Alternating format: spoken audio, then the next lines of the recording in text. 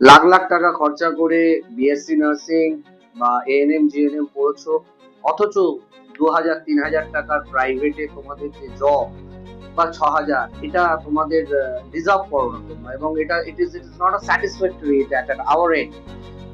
যদি তুমি লক্ষ লক্ষ টাকা খরচা করে নার্সিং পড়েছো, বিএসসি ব্যাঙ্গালোর থেকে পড়েছো বা প্রাইভেট কলেজ থেকে পড়েছো, এএনএম ব্যাঙ্গালোর থেকে পড়েছো বা প্রাইভেট থেকে পড়েছো, যেখানেই পড়েছো, সরকারি চাকরি তোমার চাই। সরকারি চাকরি পেলেই তবে তোমার এই লক্ষ লক্ষ টাকা খরচা করে যে নার্সিং পড়া সেটা উঠবে, টাকাটা উসুল হবে। সেই টাকাটাকে উসুল করতে গেলে যেটা তোমাকে করতে হবে, যারা সরকারি কলেজ থেকে পাশ করেছে তাদেরকে বিট করতে হবে, বা যাদের সরকারি কলেজের একটা স্ট্যাম্প রয়েছে বা প্রিপারেশন রয়েছে তাদেরকে তোমাকে মেরিটে হারাতে হবে। অতএব সেইটা হারানোর আর জেতার খেলা, যুদ্ধ। তো যুদ্ধের জন্য তোমাকে প্রশিক্ষণটা নিতে হবে। প্রশিক্ষণটা তুমি আমাদের কাছেও নিতে পারো, নিজের এন্ডেও নিতে পারো। কিন্তু সরকারি চাকরি ছাড়া একটা নার্স কখনোই সফল হতে পারে না, বা তার পয়সাটা যেটা সে ইনভেস্ট করেছে সেটাকে সে তুলতে পারে না। আজকের দিনে 15 লাখ টাকা 8 লাখ টাকা যা খরচা করেছো, যদি সোনা কিনে রাখতে টাকাটা ডবল হতো। মানে আজকে 8 লাখ টাকা 16 লাখ 15 লাখ টাকা 30 লাখ হতো। কিন্তু তুমি করনি এই জন্য যে 30 লাখ টাকায় যা তুমি ব্যাংকে রেখে পাবে তার থেকে বেশি টাকা তোমায় রোজগার করতে হবে। 15 লাখ টাকা খরচা করেছো 30 লাখ টাকা, 30 লাখ টাকায় তুমি 10 12 15 হাজার টাকা পেতে ব্যাংকে রাখলে, কিন্তু তোমার চাই 60 70 হাজার টাকা।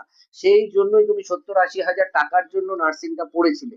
কিন্তু নার্সিংটা পড়ার পরে শুধু তো ডিগ্রি দিয়ে হবে না, সাপ্লাই বাজারে প্রচুর, সরকারি চাকরিও প্রচুর, কিন্তু সাপ্লাই ডিমান্ডের যে আমাদের সিস্টেম, তার মধ্যে কিন্তু সব থেকে বেশি আছে যেটা সাপ্লাই, ডিমান্ডের থেকে সাপ্লাই বেশি। সেই ডিমান্ড এন্ড সাপ্লাই এর চেনটাকে যদি আমরা বিট করতে চাই, তাহলে একটা আলাদা প্রিপারেশন, একটা আলাদা ওয়ে ওরিয়েন্টেশন লাগবে, একটা কৌশল স্ট্র্যাটেজি লাগবে, একটা প্ল্যানিং প্রোগ্রামিং লাগবে, এবং একটা সিস্টেমের মধ্যে দিয়ে তোমাকে যেতে হবে। সেই সিস্টেমটা আমরা তোমাকে দেবো, সেই প্ল্যানিংটা ডিজাইনিংটা আমরা দেবো, যেখানে তুমি দিনের শেষে গিয়ে দেখতে পাবে যে তুমি চাইলেও আর ফেল করতে পারছো না, বা চাইলেও তুমি অসফল হতে পারছো না। তুমি প্রসেসের মধ্যে থাকতে থাকতে কিন্তু তোমার মধ্যে থেকে আমরা সেই গুণগুলোকে বার করবো, এক্সপ্লোর করবো, যে তুমি সরকারি চাকরিটাই পাবে। আর সরকারি চাকরি না পেলে জয়দেব স্যার ক্লাসেস থেকে কেউ যায় না।